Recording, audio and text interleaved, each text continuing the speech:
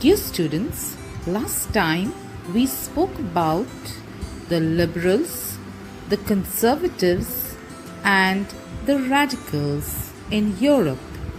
People in Europe were very much attracted to the ideas of the liberals and the radicals. So they gathered around these people to follow them. Besides these, the socialists in Europe were also gaining a lot of importance. The socialists were against the ownership of private property and saw it as the root of all social evils or problems. Socialists wanted a society in which the property was in the hands of many and not in the hands of a few people. So, the socialists formed an international body to achieve these goals. This international body formed by the socialists was known as the Second International. As the struggle for socialism continued in many parts of Europe, in places like England and Germany, associations were formed to fight for better living and working conditions.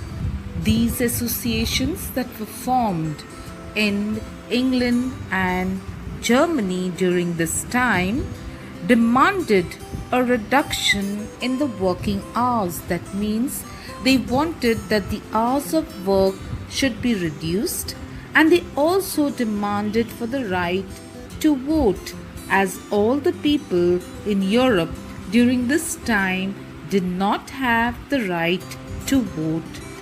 As the struggle for socialism continued in Europe, the socialists took over the government in Russia through the October Revolution of 1917 that took place in Russia. This revolution that took place in Russia happened because the people of Russia were not happy with the rule of the Tsar. The Tsar was the king of Russia. In Russia, the king was known as the Tsar.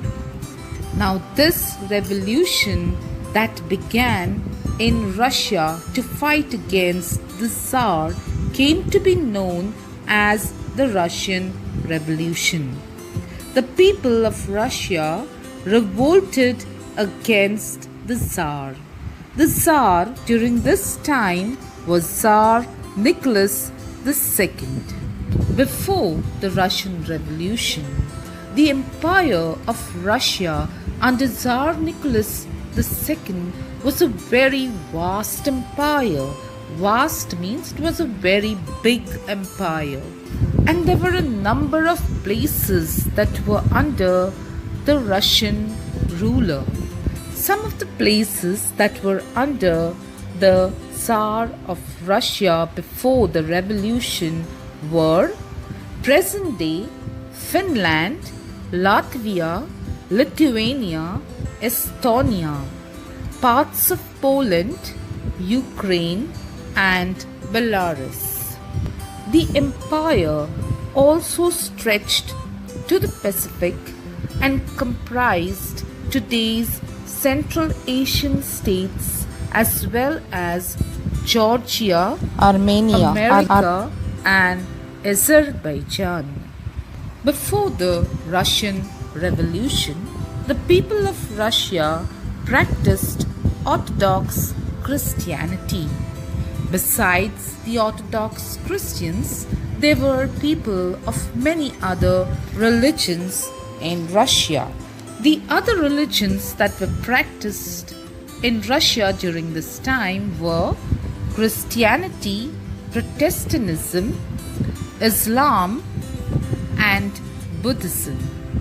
The population of Russia before the revolution was vast, and most of the people in Russia during this time practiced agriculture.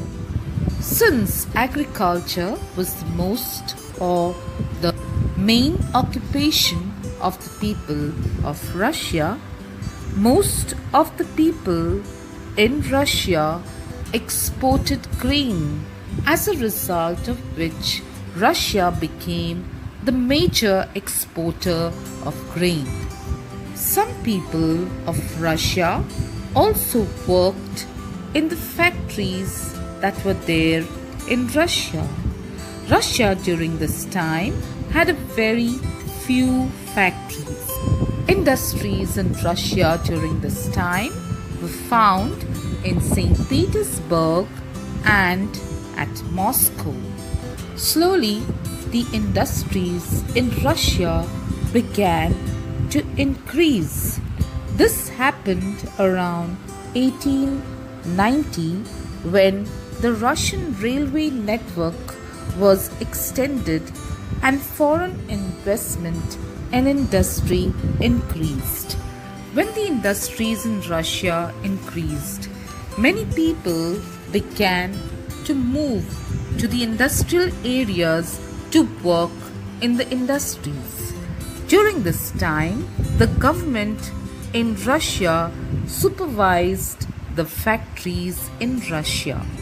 The reason why the government supervised the industries or the factories in Russia was to make sure that minimum wages and limited hours of work were made available to the workers.